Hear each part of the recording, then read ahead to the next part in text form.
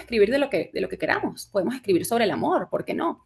Podemos escribir sobre la conexión con las plantas, podemos escribir sobre nuestras abuelas, podemos escribir sobre lo que queramos. O sea, realmente no estamos obligadas por el hecho de ser mujeres negras a solo hablar de lo negro.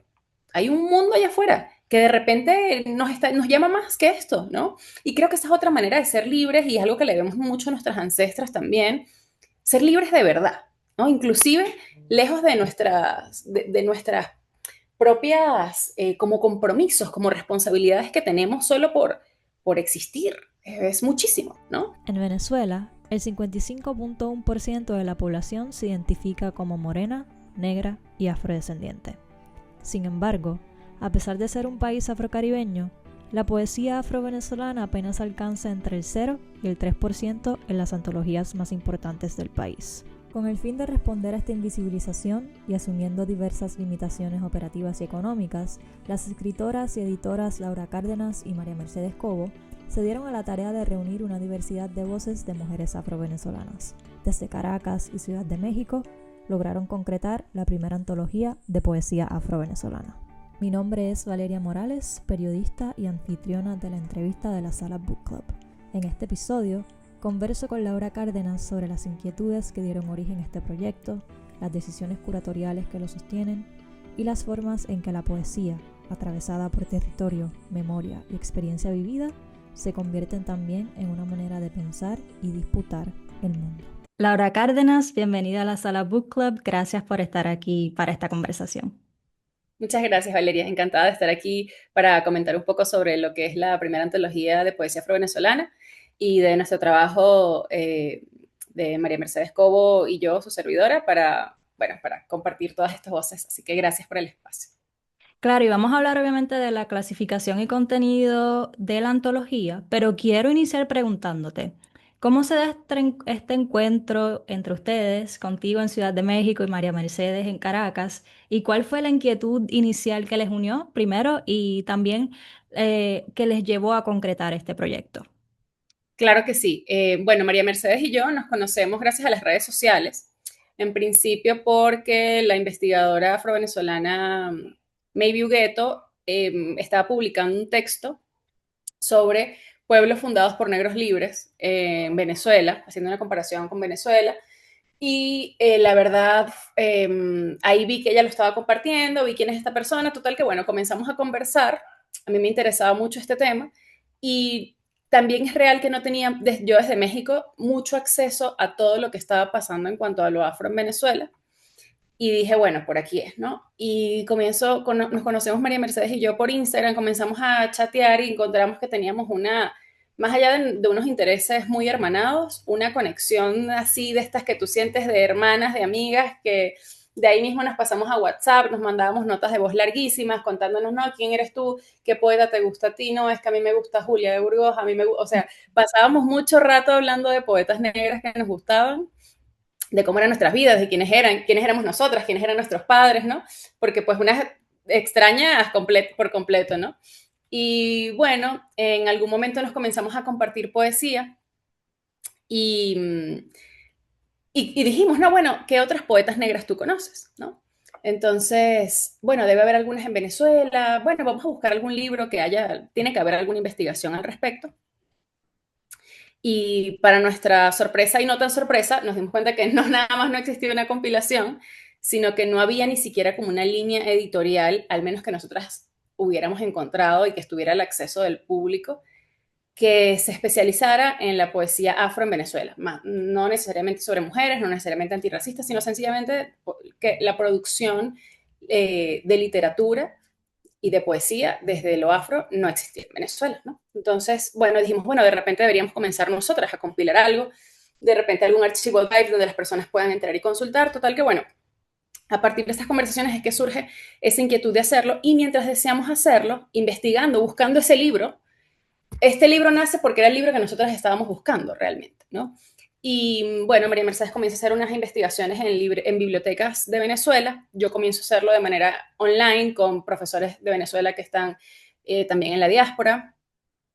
Cabe destacar también que de Latinoamérica, Venezuela es el país de todo el continente americano, el país que tiene la diáspora más grande, con 8 personas que vivimos afuera de nuestro país.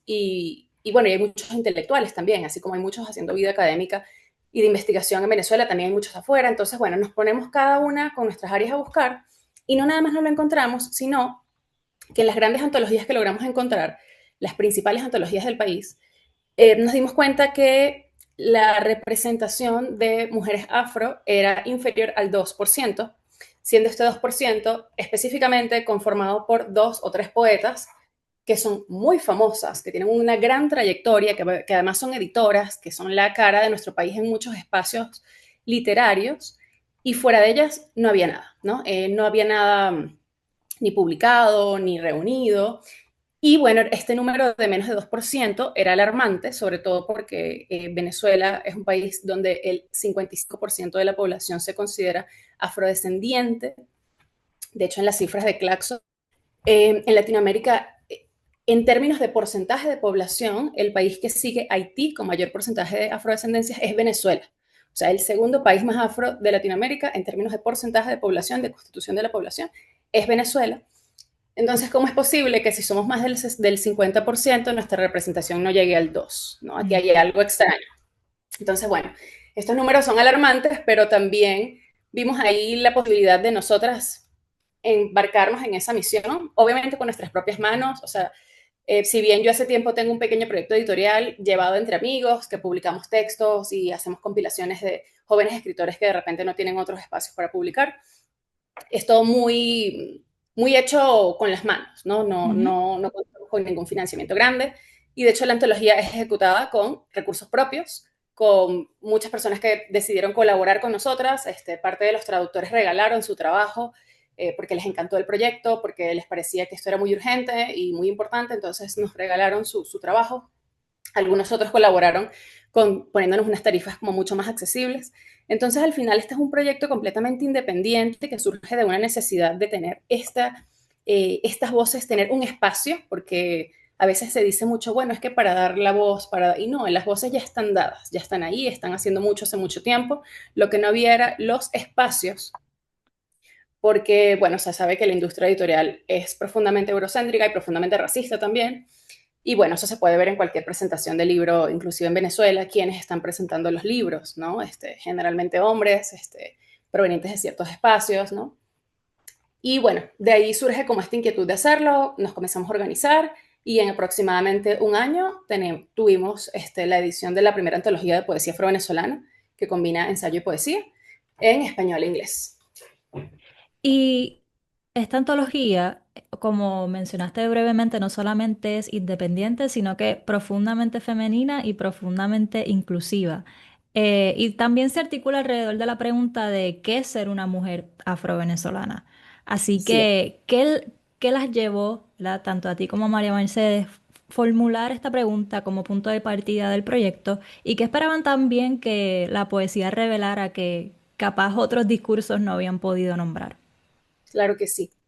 Bueno, elegimos la poesía, es algo que nos gusta mucho mencionar porque es como el registro al que nosotras somos más cercanas y también yo pienso que los poetas vivimos como poetas, es una manera de estar aquí, la poesía, ¿no? Es una manera de ver, suena de repente un poco repetido, pero una manera de entender el entorno, es como un ojo que te hace, ¿no? Entonces, la poesía permite decir cosas que muchas veces la narrativa no.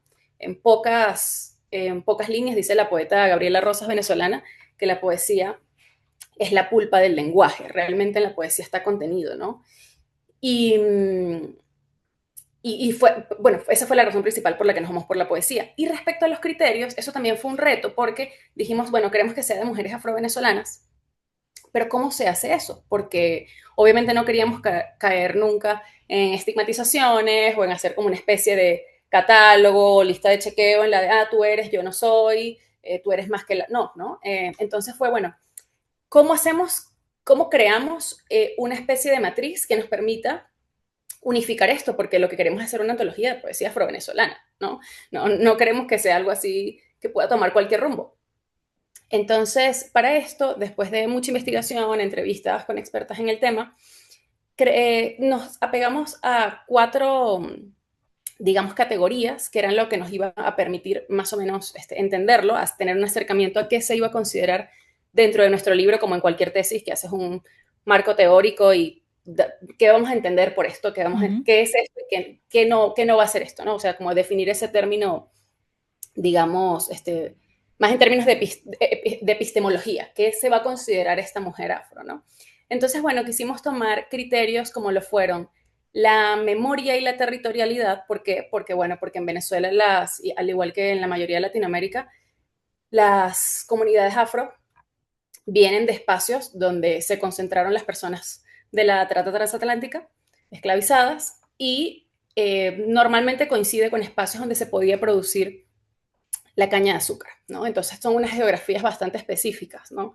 No es tan común, al menos en el caso de Venezuela, encontrar estos conglomerados fuertes de poblaciones afrodescendientes en otras geografías que no hubieran permitido la caña de azúcar, ¿no? Entonces, bueno, quisimos pensar en esas zonas afro de Venezuela, que son unas zonas bastante determinadas. Esa era una categoría. La otra categoría que les mencionaba era la historia, ¿no? Como esta historia de la trata esclavista de alguna manera toca mi historia familiar, sea por la procedencia, sea por, bueno, tuve algún familiar que supe que trabajó que venía de tal hacienda, o sea, la historia de la resistencia afro está presente en las personas afrovenezolanas. También la fenotipia, por supuesto que era algo que también no podíamos dejar por fuera. Sin embargo, la fenotipia es una categoría que yo diría que es flexible en el sentido de que no podemos decir que nada más una mujer con no sé, un tipo de rizo de 4 tanto en adelante, no. Dimos unos rasgos generales en los que lo quisimos plasmar como, bueno, estereotípicamente, de repente va a ser una persona que se va a parecer más a proveniente de África occidental que a una persona bueno, del occidente justamente de Europa, ¿no? Por ejemplo, a grandes rasgos, se habla, por supuesto, perdón, de una piel que tiende a tener como una pigmentación más alta, cabello rizado, ciertos rasgos, etcétera, pero de nuevo, insisto, este no era el rasgo más importante porque las afrovenezolanidades son sumamente diversas, hay un gran porcentaje de mestizaje, por supuesto, que si bien ha sido algo muy relevante también para entender lo afro en Venezuela, también ha sido un discurso muy peligroso, ¿no? En términos de cómo se ha procesado y cómo se ha apropiado de lo afro en un discurso, digamos, más a nivel nacional. Entonces, bueno, estaba esta parte de la fenotipia y por último, el autorreconocimiento. El hecho de tú autorreconocerte como una mujer afrovenezolana era algo que sin duda era no negociable.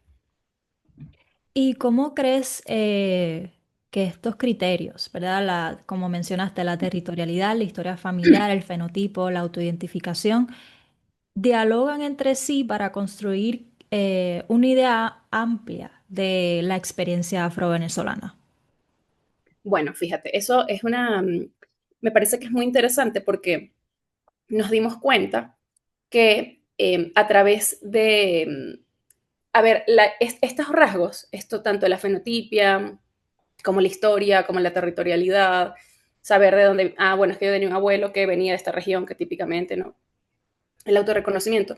Si bien son rasgos que, por supuesto que siempre van a ser limitados, porque al final son categorías que se están buscando para enmarcar una investigación, pero estamos hablando de seres humanos, entonces nunca de ninguna manera esto va a poder ser algo 100% determinante. Sin embargo, muchos de estos elementos se veían en los poemas, es algo que está presente, con otros rasgos que luego pudimos analizar posteriormente, que bueno, eran como categorías de los feminismos decoloniales, Ujú. como pueden ser la afroespiritualidad, como puede ser la memoria en el sentido de muchos poemas o muchos escritos en honor a la madre, en honor a la abuela, inclusive a África, perdón. Y la otra característica que también vimos presente y que me parece que es una categoría muy fundamental es la doloridad, que es este criterio acuñado por la afrobrasilera Vilma Piedaggi, porque es como o sea, esta mezcla entre lo doloroso y la sororidad que hermana de alguna manera a las mujeres negras, ¿no? ¿De dónde viene ese dolor? De muchos lugares. Es un dolor histórico, es un dolor social, es un dolor físico, algo que le ocurre al cuerpo, es un dolor que viene del rechazo, que viene de lo amoroso, que viene bueno, de fuentes súper diversas. y también es algo que está presente en esos poemas. Entonces, al final, si bien estos criterios nos sirvieron como para enmarcar la investigación, también se hicieron patentes en el producto, en eso que producen esas poetas, ¿no? En ese resultado, en esa creación, en esa obra. Entonces, considero que sí, que al final en esas obras se ve reflejada esas características que definían lo afrovenezolano.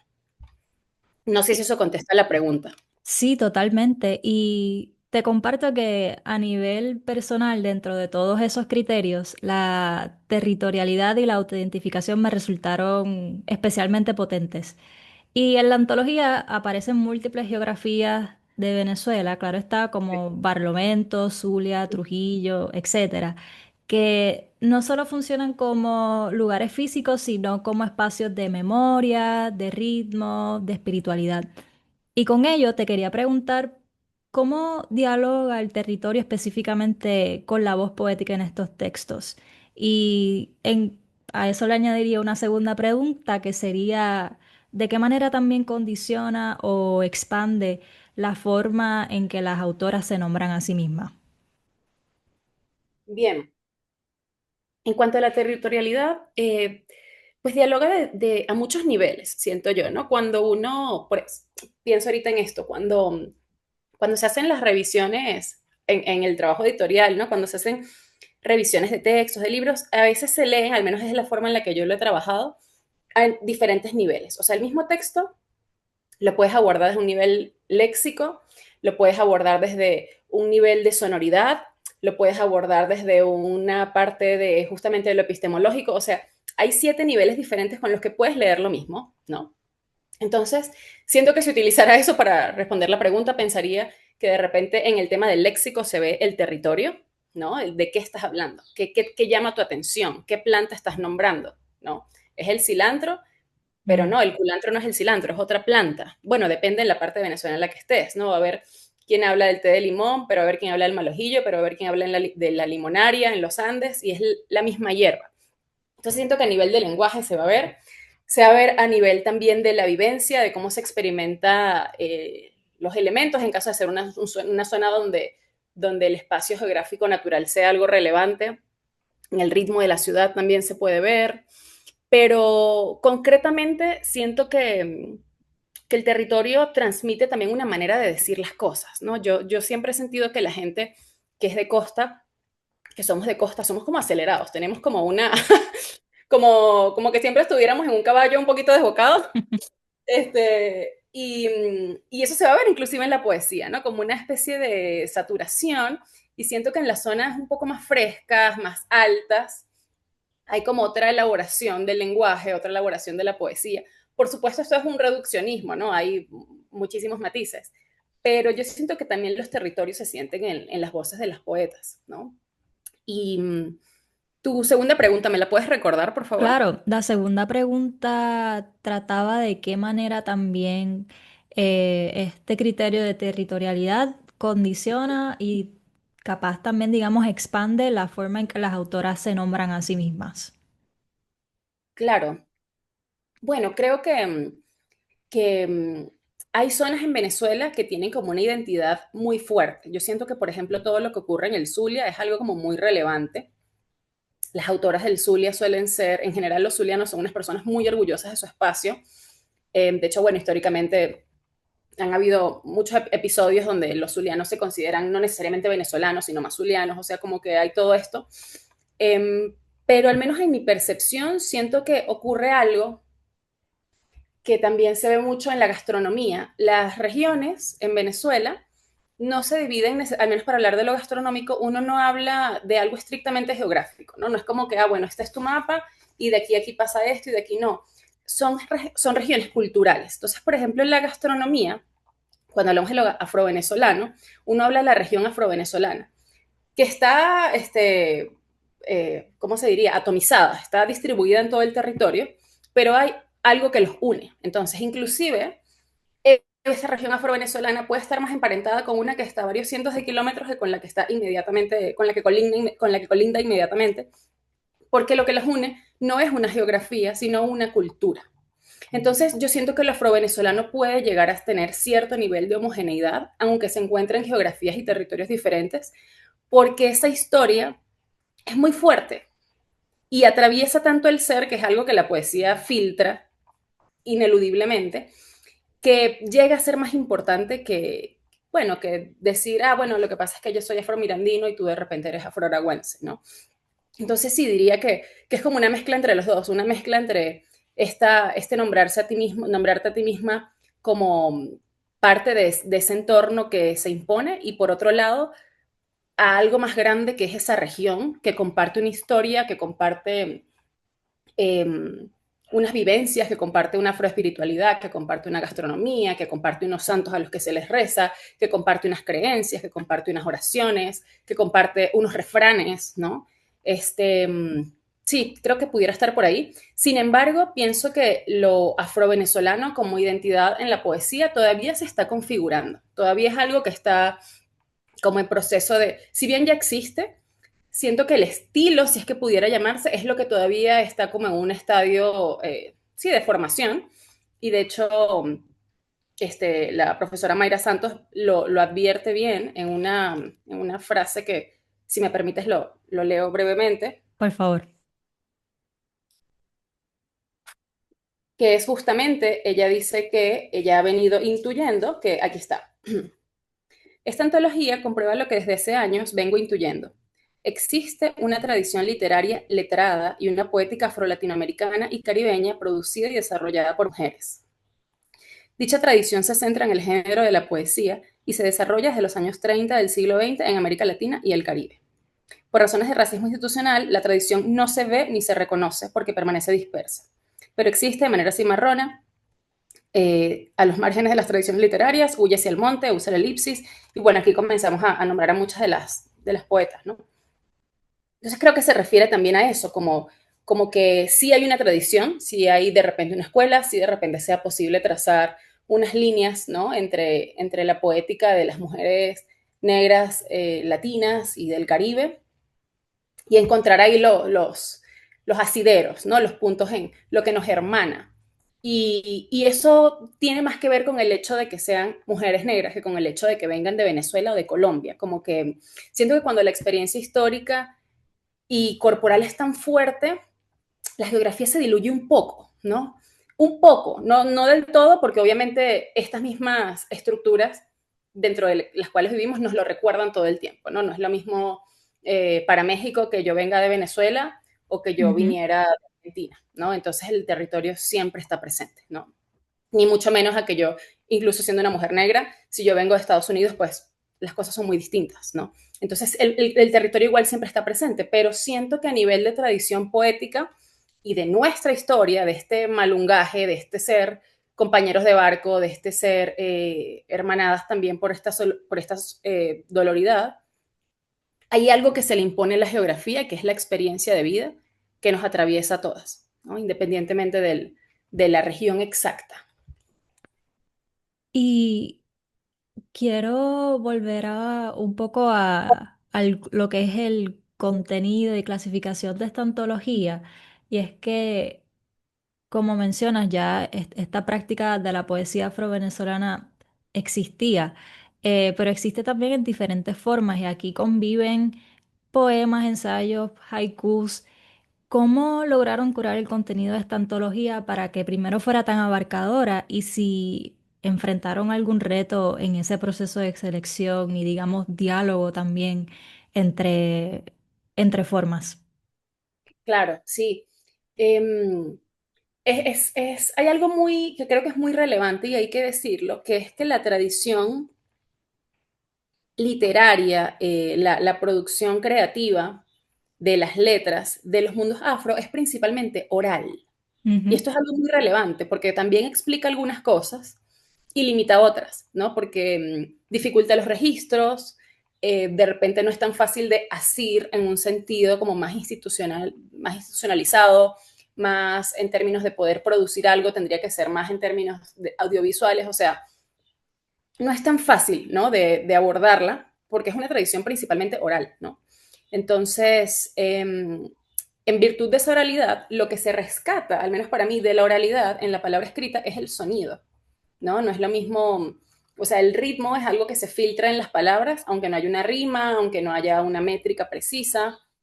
Entonces, yo siento que la poesía escrita trae, puede heredar, puede beber de esa oralidad, de esa palabra hablada, la sonoridad, el ritmo, digamos la cabalgata, en esos poemas escritos. O sea, inclusive en el papel, al leerse hay algo, ¿no?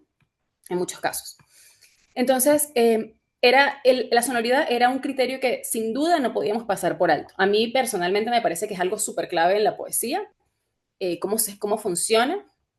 Las grandes profes y profes, profes y profes, dicen que si no funciona en el oído, no funciona en el papel, ¿no? Eso también lo comentaba la poeta María Gabriela Rosas, y a mí me parece que esto es muy clave porque la sonoridad es algo que se puede rescatar en poemas con rima o sin rima, con métrica o sin métrica, verso libre, prosa poética, o sea, es algo que se puede rescatar y que permite hermanar diversos registros de poesía. Entonces, claro, al tomar esto en cuenta, lo puedes encontrar en un haiku, en una décima, en una copla, en un verso libre, es posible encontrarlo completamente. Entonces, bueno, tomamos en cuenta la sonoridad, tomamos en cuenta la emocionalidad, lo que transmite el poema.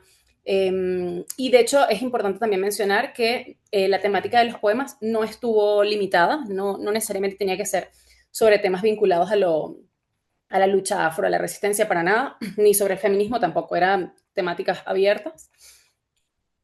Y al definir nosotras ciertos criterios, así como esa fue nuestra manera de trabajar, así como para poder encontrar quiénes eran esas mujeres afrovenezolanas, tuvimos que hacer como una matriz. Bueno, también para esto hicimos una matriz de cómo iban a ser leídos esos poemas, donde considero que el reto más grande que María Mercedes y yo encontramos era cómo leer la poesía negra sin la mirada blanqueada de la poesía europea, que al final es la que nos ha instruido, al final son los autores de los que hemos bebido, las academias en las que hemos estudiado, las loas son para la poesía europea, y los grandes y las grandes poetas de América que han brillado han sido porque su registro era muy hermanado con lo europeo, que se podía leer así, entonces era como este acercamiento inclusive del mismo Rubén Darío, ¿no? Como comienzan a voltear a ver al continente, a vernos como continente en términos literarios, cuando se comienzan a hacer cosas similares a lo que se estaba haciendo España en un Claro. siglo de oro, ¿no? Entonces ahí comenzamos a existir en ese recurso.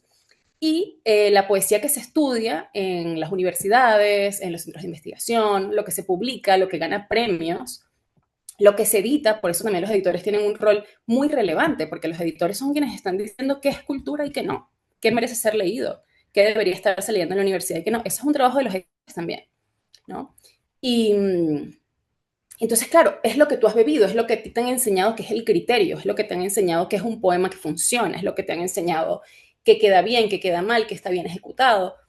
Entonces, claro, es muy difícil deslastrarse de eso para voltear a ver una poesía no blanca. De hecho, no te lo puedes quitar de encima, porque al final también es nuestra cultura, ¿no? Es lo que es donde hemos crecido, es lo que hemos escuchado, es lo que es el idioma que hablamos. Entonces, tratamos de abrir ese espectro ¿cuál sería la palabra? Y realmente escuchar lo que se estaba diciendo y de repente el comité que hizo de jurado, o sea, por supuesto tuvimos que alinear muchas cosas antes para que no fuera una lectura estrictamente, o sea, típicamente blanqueada, mejor dicho, pero abrir justamente ese oído a escuchar qué otras cosas se están diciendo, que funcionan, que son grandes poemas, porque hay un criterio poético en la antología, o sea, realmente es algo muy curado, eh, sin necesario, o sea, ¿cuál es ese punto medio para no traicionar el alma de lo que se está buscando en la antología? Y al mismo tiempo mantener algo que mantener el rigor, mantener el criterio de la poesía bien ejecutada que se publica y que debe ser leída, ¿no? Entonces, esa parte fue muy delicada y siento que la sonoridad fue una de las herramientas que pudimos tomar para ejecutarlo de una mejor manera. Y bueno, toda esta parte de la transmisión emocional, lo que te llega del poema, esto también es súper relevante. En muchos poemas hubo sugerencias de tipo editorial, algunas poetas las tomaban, otras no, o sea, hubo toda esta parte también de la postproducción, pero siento que si tuviera que decir un criterio, diría, bueno, la sonoridad fue algo que nos permitió mucho trabajarlo, y bueno, y también aceptar con mucha humildad que nuestras acciones y pretensiones tienen un tope, ¿no? Que no puedes no ser tú, no puedes no estar marcada por lo que has leído por toda tu vida, a quienes has escuchado, por la música, por los poetas, por los profesores, las profesoras, o sea, eso no te lo puedes lavar, eso no te lo puedes Claro. quitar de encima. Entonces, bueno, es más que nada para mí cómo encontrar la forma de abrirnos a leer otros registros con apertura, pero buscando ese punto medio para encontrar siempre también el rigor y que la poesía negra está al nivel de de la poesía buena del mundo, ¿no? Y eso también era importante, como nunca buscamos que fuera una publicación por publicarlo. Ah, bueno, es que como son mujeres negras, pues ya hay que publicar. No, no, por supuesto que no se trataba de eso. Era una publicación muy seria, con mucho rigor, con mucho criterio, pero bueno, abriéndonos a estos otros registros que de repente están un poco marginados en los programas regulares de estudio de poesía. Sí. Y ya concluyendo un poco nuestra conversación, te confieso que cuando terminé de leer la antología vino a mi mente una definición de este poeta inglés del siglo XVII, William Wordsworth, que decía que la poesía es como una emoción recordada en tranquilidad. Y pensando en esa idea, quizás podemos reflexionar juntas, ¿verdad? ¿Cómo dialoga esa definición y también entra en tensión esa noción con las realidades que viven las mujeres que viven y crean poesía y literatura en Latinoamérica del Caribe, donde muchas veces la poesía no surge de una emoción recordada en tranquilidad, sino de contextos de urgencia, de memoria, de resistencia y de violencia? Y también le añadiría otra pregunta y sería, ¿podríamos decir que esta antología también propone una forma de entender el origen de la poesía? Otra forma del origen de la poesía. Qué bonito, me encanta verlo así. Sí, creo que es muy diverso, ¿no? Y justo hace unos días que presentábamos la antología ahí en el Museo de Historia Afro en Río de Janeiro, ese fue un comentario, algo que conversamos, porque siento que hemos pasado de algunas opresiones a otras, ¿no? E incluso impuestas por un entorno, a veces por nosotras mismas. Entonces, claro, se espera mucho de la mujer afro, ¿no? Se espera el orgullo, pero también se espera un activismo político, pero entonces todo es una muestra. Entonces, tener el cabello rizado de que estás Ujú. demostrando algo, y entonces si vas a escribir tienes que hablar sobre la racialización, y si vas a hablar, pues tienes que hablar de eso, y tienes que usar la ropa que... Entonces, al final estamos igual súper presionadas por un montón de cosas por dentro y por fuera de la comunidad, ¿no? Cuando realmente podemos escribir de lo que queramos, podemos escribir sobre el amor, ¿por qué no? Podemos escribir sobre la conexión con las plantas, podemos escribir sobre nuestras abuelas, podemos escribir sobre lo que queramos. O sea, realmente no estamos obligadas por el hecho de ser mujeres negras a solo hablar de lo negro. Hay un mundo allá afuera que de repente nos llama más que esto, ¿no? Y creo que esa es otra manera de ser libres y es algo que le vemos mucho a nuestras ancestras también, ser libres de verdad, ¿no? Inclusive lejos de nuestras propias como compromisos, como responsabilidades que tenemos solo por existir. Es muchísimo, ¿no? Entonces, si bien pensando de nuevo en esta frase del poeta que comentabas, sí creo que mucha poesía viene de la urgencia. Eso indiscutiblemente viene de la necesidad de escribir, viene de lo que escribes en la servilletita mientras con un brazo amamantas a un bebé y con el otro Claro. estás pendiente, ¿no? O sea, todo esto siento que es así completamente. Viene también de espacios donde muchas cosas querían ser escritas y no hubo el tiempo, no hubo ese papel, no hubo ni siquiera esa servilleta, no hubo ni siquiera esos 10 segundos para escribir un verso. Y también hubo otros espacios, ¿no? También hubo espacios de calma, también hubo elaboraciones poéticas que venían más desde el juego intelectual, que venían más de la exploración de la belleza, por la belleza misma. Entonces, siento que es muy diverso, pero que no se debe pasar por alto, como bien decías, las procedencias más complejas de muchas de estas poetas, ¿no? No necesariamente todas las poetas de la antología, pero creo que históricamente podemos afirmar sin ninguna duda que para las mujeres negras producir poesía, como decía, como decía Bell Hooks, es como un lujo que no te podías permitir, ¿no? Entonces, bueno, hacerlo ya es algo grande y independientemente de las temáticas que abordemos, yo creo que tenemos que tomar el espacio que es nuestro dentro del mundo editorial, dentro del mundo de la producción cultural y sí, y van a haber muchos espacios bueno, de mujeres que están pasando por situaciones sumamente difíciles, sumamente precarias, que aún así resisten con la poesía y también otros espacios donde mujeres que también sean afro y que puedan tener acceso a una vida más tranquila, que todas nos merecemos, deseen escribir desde otros lugares, ¿no? Total.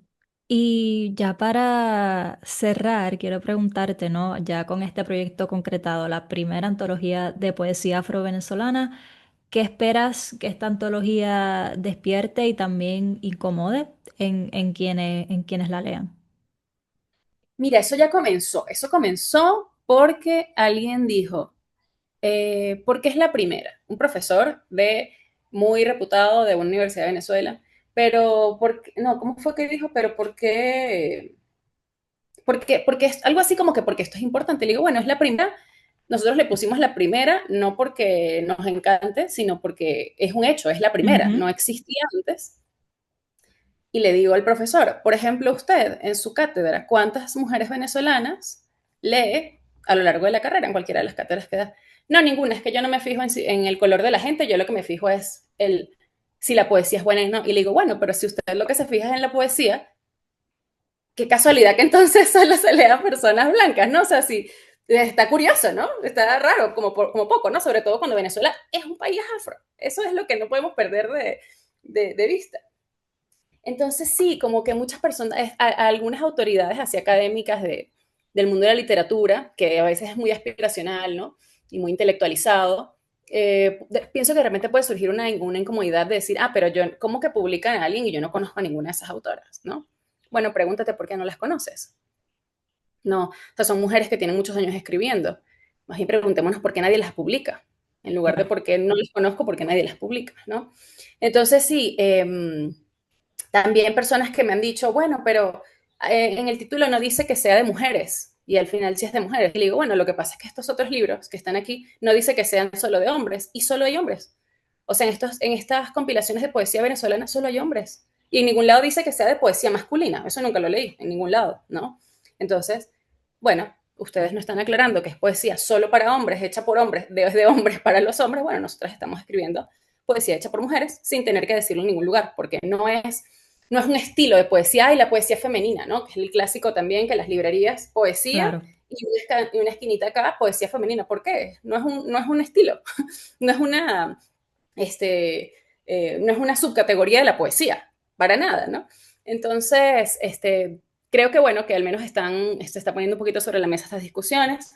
También gracias a los espacios que hemos tenido para presentarla, muchas personas dicen, bueno, pero ¿qué es lo afro-venezolano? O hay gente que me ha dicho, mira, yo me considero negro, pero no sé si eso me hace ser, me considero negro y venezolano, pero yo no sé si eso me hace ser afro-venezolano. ¿Cuál es la diferencia? O sea, como que comience un debate, wow, creo que para María Mercedes y para mí es el, el máximo regalo, ¿no? Que entre en la mesa, sea para criticarlo, para discutirlo, para concientizarlo, creo que con que entre en la mesa esa palabra, lo afro-venezolano, lo afro, pero ¿qué es? ¿De qué trata? ¿Quiénes son? ¿De dónde? Creo que esto es relevante. Y lo que esperamos que pase con la antología es, bueno, que siga creciendo, que sea solo la primera, que vengan muchas más, que la hagan muchas personas, que la hagan, que se pueda replicar el tipo de trabajo de la compilación, que se hagan muchísimas, que haya una octava, una 23ª, o sea, queremos que haya mucho de esto. Nos gustaría también hacer una de cuentos en algún momento. También, gracias a las redes que se han ido tejiendo, hay muchas poetas afro-brasileñas, muchas poetas afrocolombianas, afropuertorriqueñas, que les gustaría. Entonces hemos pensado de repente hacer una pequeña compilación entre afrolatina o afrocaribeña, como que nos gustaría mucho hacer esto. Y bueno, nada, nuestra mayor expectativa es esto, que esto entre en el debate, que se considere, que se le abran muchas puertas a las poetas que están aquí publicadas. Sería un sueño para nosotras que ellas, bueno, que sean vistas también, ¿no? Por otras editoriales, por otros proyectos, que puedan seguir publicando y que muchas otras personas se animen, al igual que nosotras, a hacer un trabajo de este tipo sin necesidad de tener detrás a una supereditorial, a un banco, a un partido político, no, con tus propios recursos. Esta está impresa y obviamente un libro impreso cuesta más que un libro digital, pero ahorita lo digital lo puedes hacer en una de estas aplicaciones, en un Canva, en una tarde armas algo, ¿no? Y lo distribuyes online, o sea, hay muchos medios que antes no existían y eso es lo que queremos, que esto pueda seguir creciendo y que estas voces, bueno, le den la vuelta al mundo y más, si se puede.